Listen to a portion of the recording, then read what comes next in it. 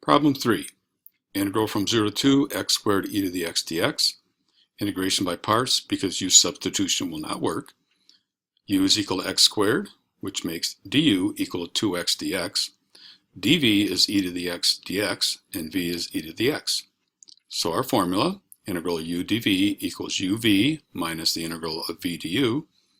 And we get x squared, which is u, e to the x, which is v, minus the integral, v again is e to the x, and du is 2x dx.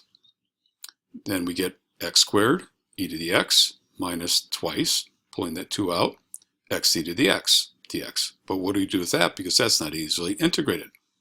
Looks like another integration by parts.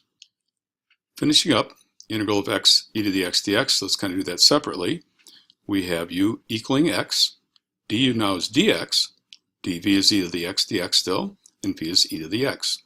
So we have our integral of u dv equals uv minus integral of v du equaling x, which is our new u, e to the x, which is our v, minus a new integral of e to the x dx, which can be easily solved, of course, to get x e to the x minus e to the x. Being careful to bring everything together, we had x squared e to the x up top, minus twice the answer of what we just got from x e to the x. So we have x e to the x minus e to the x times 2. Simplifying that, we get x squared e to the x minus 2x e to the x. Distribute to get plus 2 e to the x. Evaluate it from 0 to 2 to get 2e squared minus 2.